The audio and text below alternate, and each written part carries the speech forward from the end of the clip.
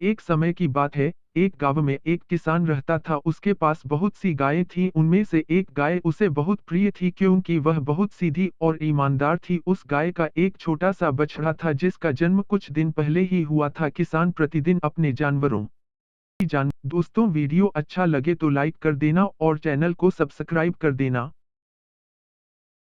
वह जंगल में चारा चार रहे थे। गाय जंगल में भटक गई और बाघ की गुफा के पास जा पहुंची। बाघ उस समय अपनी गुफा के पास ही था। उसने गाय को देख लिया और उसके मन में विचार आया कि आज तो बड़ी आसानी से शिकार मिल गया। वह झट से गाय का शिकार करने के लिए गाय के सामने जा पहुंचा। अपने सामने अचानक बाघ को देखकर गाय बहुत डर गई। उसे लगा अब वह नहीं बच पाएगी और बाघ उसे मार देगा। तभी बाघ बोला, आज मैं सुबह से ही बहुत भूखा हूँ। मेरी किस्मत से तुम खुद चलकर इधर आ गई हो। अब मैं तुम्हें खाकर अपना पेट भर लूंगा। बाघ उस पर हमला करने वाला था। तभी गाय विनती करते हुए बोली, महाराज, आप तो इस जंगल के राजा हो। मेरा एक छोटा सा बछड़ा है जो अभी कुछ दिनों का ही हुआ है। वह कुछ खा पी नहीं सकता है। मैं उसे अपनी जान से ज्यादा प्यार करती हूँ। मेरी आपसे विनती है कि आप मुंह और उसे प्यार कर वापस आ जाऊंगी।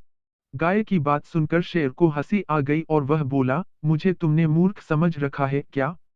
मैं हाथ आए शिकार को कैसे छोड़ सकता हूँ?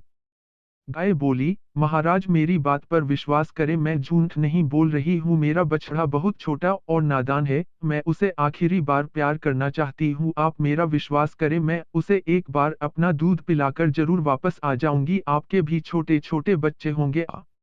गाय की बात सुनकर शेर को उस पर दया आ गई और बोला, ठीक है, अभी तुम चली जाओ और जल्द ही आ जाना। अगर तुम नहीं आई तो मैं गाँव आकर तुम्हें और तुम्हारे बछड़े को मार दूंगा। बाघ की आज्ञा मिलने पर गाय अपने बछड़े से मिलने के लिए चली जाती है। बछड़ा भी अपनी मां के न आने से बहुत परेशान था क्योंकि उसकी मां को छोड़कर सभी जानवर वापस आ चुके थे। गाय गांव पहुंचकर अपने बछड़े को बहुत प्यार करती है और उसे दूध पिलाकर उदास होकर वापस जाने सच बतला देती है। अब बछड़ा भी अपनी मां के साथ जाने की जिद करने लगता है, परंतु गाय उसे अपने साथ नहीं जाने देती क्योंकि उसे लगता था कि अगर बछड़ा उसके साथ गया तो बाघ उसे भी मार कर खा जाएगा। गाय के जाने के बाद बछड़ा भी पीछे से उसके पीछे पीछे चल देता है।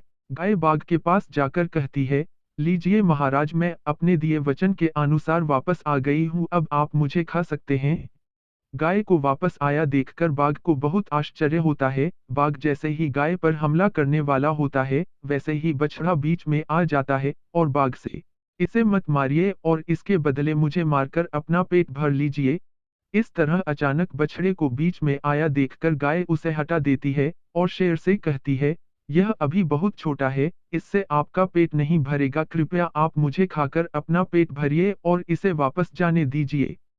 देखकर मैं तो क्या, कोई भी तुम दोनों को अलग नहीं कर सकता। अब तुम दोनों आजाद हो और एक दूसरे के साथ प्रेम पूर्वक रहो। इतना बोलकर बाघ उन दोनों को छोड़ देता है। बाघ के द्वारा अभयदान दिए जाने से गाय और बछड़ा बहुत प्रसन्न होते हैं। बाघ को धन्यवाद करते हुए ऋषि ऋषि अपने घर वापस आ जाते हैं। शिक्षा, ईमानदार गाय और बाघ की कहानी से हमें शिक्षा मिलती